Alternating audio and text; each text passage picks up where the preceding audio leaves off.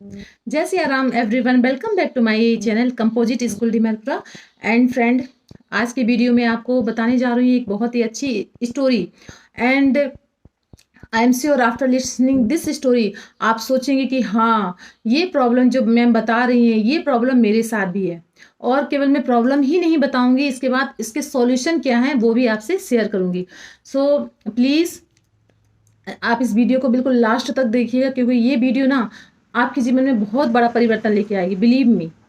But किसी इस कहानी में जाने के पहले मेरा आपसे बहुत ही विनम्र निवेदन है कि प्लीज़ इस चैनल को आप सब्सक्राइब करिए और इस वीडियो को पूरी आप लास्ट तक देखिएगा, क्योंकि ये वीडियो ना आपके जीवन में नहीं, जो भी इस वीडियो को देखेंगे उनके जीवन में बहुत बड़ा परिवर्तन आएगा।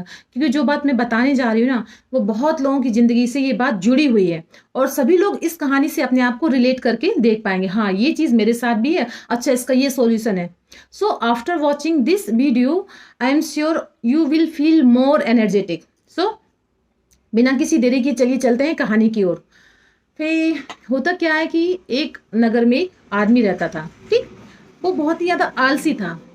उसको इतना आलस रहता था कि जैसे उसे कोई काम दे दिया जाए कि भाई तुमको ये काम करना है, तो वो काम उस समय पे ना करके ठीक है बाद में कर लूंगा, बाद में कर लूंगा, वो हमेशा बाद में ही इस काम को टालता रहता था। उसकी ये आदत थी। तो उसकी इस आदत के कारण क्या ना, उसके जो फैमिली के लोग थे, उसके जो दोस्त थे, वो सब उसको नापसंद करने लगे थे। इंसान बहुत अच्छा था, लेकिन उसकी ये आदत थी कि वो कोई भी काम समय से नहीं करता था, उस काम को डाले रहता था। जब भाई मजबूरी हो जाती थी कि भाई उससे अब वो काम करना ही है, तो कहीं जाके बहुत दिनों बाद उस काम को करता था। उसकी जो हैबिट थी डिले करने की, बाद में कर लूंगा, बाद में कर लूंगा, उसकी इस हैबिट से सब लोग बहुत ही ज्यादा परेशान रहते थे। और वह आदमी भी जानता था कि ये मेरी खराब आदत है, ठीक। ये जानते हुए भी वो कोई सुधार कर नहीं पा रहा था। बस सोचता था कि हाँ, मेरी इस आदत की वजह से मेरे जो रिश्तेदार हैं, मेरे जो मित्र हैं, वो सब मुझसे घृणा करते हैं, मुझसे चिढ़ते हैं, ठीक। अब उसके मन में विचार चल ही रहा होता है कि भाई कैसे मैं अपने रिश्तेदारों और अपने दोस्तों के बीच में प्रिय बन सकूं, मैं सभी लोग मुझे कितना पूछें, कैसे क्या करूं कि मेरा ये जो रोग है कि मैं हमेशा आलसी में पड़ा रहता हूं, आलस करता रहता हूं, ये कैसे मैं दूर करूं। तो वो क्या सोचता है कि पास में ही एक ऋषि आए हुए थे। ऋषि साधु सन्यासी होते जो अक्सर लोगों को सलाह देते हैं, सही अच्छी अच्छी सलाह देते हैं। तो वो सोचता है कि भाई अगर मैं इन ऋषि के पास जाऊंगा जो काफी प्रसिद्ध है, उनसे मैं अपनी बात रखूंगा, तो वो मुझे कुछ ना कुछ अच्छी सलाह तो दे देंगे। तो वो सोचता है, वो जाता है ऋषि के पास, ठीक। जब वो ऋषि के पास जाता है तो पूछता है कि सर, मेरे साथ ये प्रॉब्लम है कि मैं हमेशा आलस मुझे भरी रहती है और मुझे कुछ भी करने का मन नहीं करता है। तो आप बताइए कि मैं मतलब ये मेरा ये जो दोष ये कैसे दूर हो जाएगा। मेरे इस दोष के कारण मेरे मित्र भी मुझे अच्छे से बात नहीं करते हैं और मुझसे दूर दूर रहते हैं। तो ऐसा क्या उपाय बताइए कि मैं खुश कर सकूं सबको। तो जब ऋषि उनकी बात सुनते हैं तो थोड़ा हंसी भी आती है उनको। फिर वो कहते हैं तुम ऐसे कैसे कह सकते हो कि तुम आलसी हो, और अगर तुम्हारे तुम्हारे अंदर आलस है तो किस तरह का आलस है तुम्हारे अंदर। अब आदमी सोचता कि बस मुझे नहीं पता कि मेरे अंदर किस तरह का आलस है, बस मुझे ये पता है कि मैं मेरे अंदर कुछ ठीक नहीं है, मैं कुछ काम ठीक तरह से कर नहीं पाता हूँ। अच्छा, तो ऋषि कहते हैं चलो कोई बात नहीं, ऐसी कोई बड़ी बात नहीं है। देखो, आलस तो दो तरीके का हो सकता है। एक तो ये होता है कि तुम्हें शारीरिक थकान या शारीरिक कुछ समस्या है, एक होता है मानसिक थकान। तो पहले हम पता लगाते हैं कि तुम्हारे अंदर किस तरह का थकान है। जो जो मैं बताता जा रहा हूँ ना, उस चीज पर तुम ध्यान देना। तो आदमी भी कहता है हाँ ठीक है, ठीक, आप बताइए मुझे, क्योंकि मैं बहुत ज्यादा परेशान हूँ इस चीज से। तो ऋषि बताते हैं कि भाई पहले हम बात करते हैं शारीरिक थकान की, ठीक। शारीरिक आलस की, क्यों शरीर में आलस आता है। पहला कारण है खाना।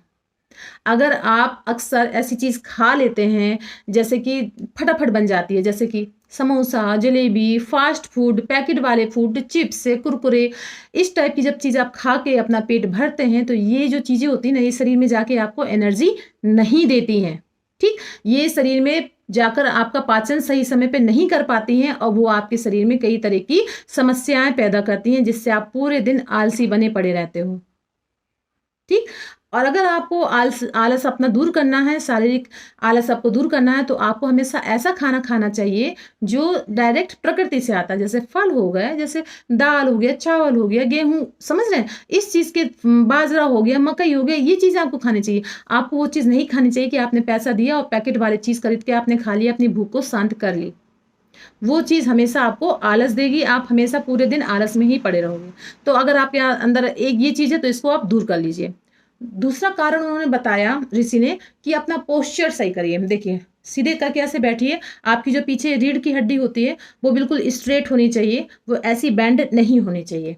जब आप स्ट्रेट होकर बैठते हो, सोते हो, चलते हो, हमेशा स्ट्रेट होकर चलते हो, तो आपकी जो एनर्जी का फ्लो है वो हमेशा ऊपर की ओर जाता है। ठीक, जब आप अपनी स्पाइनल कॉर्ड को ऐसे बेंड कर लेते हो तो आपकी एनर्जी ऊपर की ओर फ्लो नहीं हो पाती, आपके माइंड तक पूरी एनर्जी नहीं पहुंच पाती है और आप हमेशा लिथार्जिक फील करते हो। तो अगर इस टाइप की आपके अंदर प्रॉब्लम है तो आप अपनी इस प्रॉब्लम को दूर करिए। हमेशा फोकस करिए, जब भी आप ऐसे फील करें कि हाँ मैंने बेंड किया, just start to straight your spinal cord. अपनी स्पाइनल कॉर्ड को हमेशा आप स्ट्रेट करिए। ठीक, आप अपने घर में टोकिए कि अगर मैं ऐसे करके बैठती हूँ, ये बैठता हूँ, तो प्लीज मुझे टोका जाए। तो आप हमेशा ऐसे सीधे होकर बैठेंगे। फिर देखिएगा कुछ समय के बाद अगर आपने अपनी ये हैबिट को सुधार कर लिया ना, फिर आप देखेंगे कि आपका माइंड कितने अच्छे से वर्क कर रहा है, आप कितने, अपनी बॉडी कितने अच्छे से वर्क कर रही है। तो ये दूसरा कारण है आपकी फिजिकल आलस का। तीसरा कारण है सोना। या तो आप बहुत ज्यादा सोते हो, अगर आप बहुत ज्यादा सोते हो तो आप पूरे दिन अपने आप को लिथार्जिक महसूस कर रहे हुए, थका थका सा महसूस करोगे। और अगर आप बहुत कम सोते हो तो आप अपने आप को पूरे दिन सोता हुआ ऐसे लगेगा, बस मुझे थोड़ा सा और सोना है, मुझे थोड़ा सा और सोना। तो जो अपने स्लीपिंग पैटर्न को है ना, अपने सोने की जो पैटर्न है उसको सुधार करिए। आपको बहुत ज्यादा नहीं सोना है और बहुत कम भी नहीं सोना है। सुबह जल्दी उठना है, रात में जल्दी बिस्तर पर जाना है। अपनी इस हैबिट में अगर आपने सुधार कर लिया तो आपका जो शारीरिक आलस है वो दूर हो जाएगा। तो ये तीसरा कारण। तो उन्होंने शारीरिक आलस के 3 कारण बता दिए। पहला, अच्छा भोजन करिए। दूसरा, अपनी स्पाइनल कॉर्ड को स्ट्रेट करिए। तीसरा कारण है कि आप प्रॉपर अपनी स्लीप लें, प्रॉपर नींद लें, ना बहुत ज्यादा ना बहुत कम। तो 3 कारण उन्होंने बता दिए फिजिकल इलनेस के, फिजिकल लेजीनेस के। अब इसके बाद आते हैं मेंटल लेजीनेस। हमें भाई मेंटल लेजीनेस क्यों होता है, तो यहाँ पे तो उन्होंने कुछ कारण बताया, बड़े ध्यान से आप सुनिएगा। मेंटल लेजीनेस का सबसे पहला कारण है प्रोक्रेस्टिनेशन, यानी कि किसी काम को बाद के में डाल देना। अच्छा, आज का दिन ज्यादा अच्छा नहीं हो रहा, लग रहा, अच्छा फील नहीं हो रहा, एक काम करते हैं, कल इस काम को कर लेंगे।